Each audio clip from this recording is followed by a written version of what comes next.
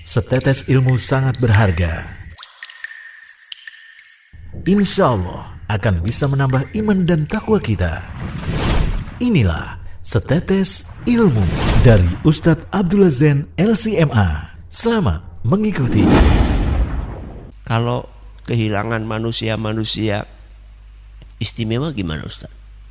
Itu juga salah satunya hikmahnya adalah agar kita semakin dekat kepada Allah.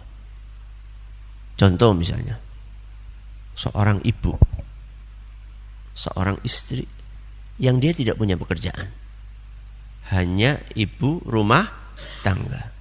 Siapa yang bekerja? Suaminya. Setiap hari dia nafkahi, setiap bulan dia dikasih duit, nggak perlu pusing-pusing dikasih duit sama suaminya. Anak-anaknya masih banyak. Allah takdirkan justru suami yang menafkahi sang istri itu dicabut nyawanya. Akhirnya si ibu itu menjadi single parent. Bisa jadi Allah Azza wa Jalla sengaja untuk mencabut nyawa sang suami agar si ibu itu semakin dekat kepada Allah. Agar sang ibu itu menyadari bahwa yang memberi rizki itu bukan suami, tapi yang memberi rizki itu adalah Allah. Innallaha huwar razzaq. Sesungguhnya Allah adalah maha pemberi rizki. Mungkin Allah melihat bahwa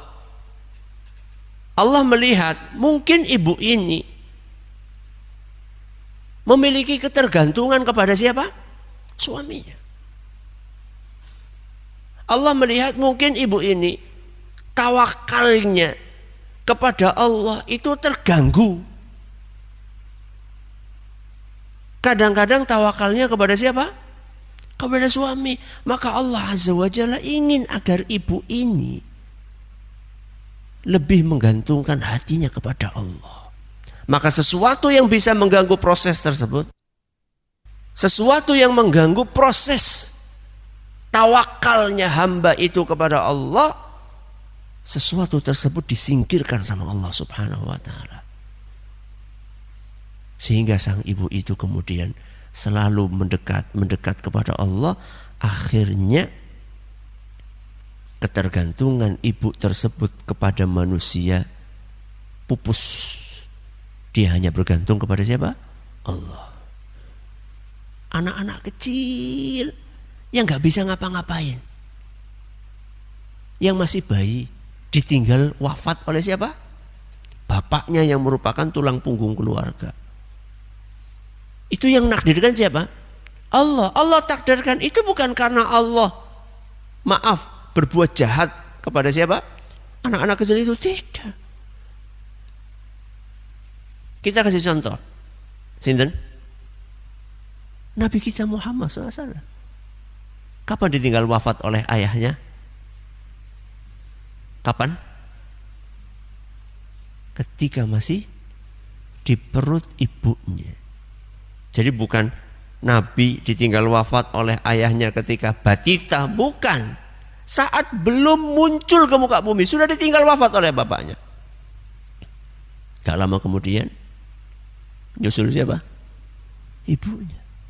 Coba bayangkan, Nabi kita Muhammad SAW ditinggal wafat oleh bapaknya, oleh ibunya. Bisa hidup?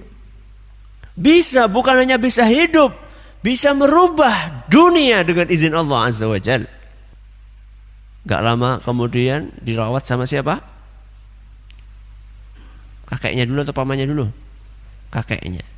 Baru berapa lama tahu-tahu kakeknya meninggal. Akhirnya dirawat oleh pamannya. Dan ditinggal wafat oleh pamannya saat Nabi SAW mulai berdakwah, dan tidak lama kemudian ditinggal wafat juga oleh istrinya. Dua pendukung dakwah utama beliau. Siapa yang menakdirkan? Allah.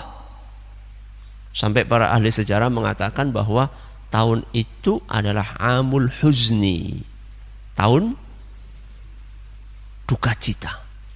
Karena Rasulullah SAW kehilangan dua manusia yang sangat beliau sayangi, dua manusia yang sangat mendukung dakwah beliau. Kenapa Allah cabut dua manusia tersebut? Bisa jadi salah satu hikmahnya adalah agar Nabi kita Muhammad SAW menyadari bahwa dakwah itu tidak tergantung dengan manusia. Kerabat Muslim, hari ini kita baru saja mendapatkan setetes ilmu. Insya Allah, kita akan hadirkan kembali setetes ilmu hanya di Radio Insani Purbalingga.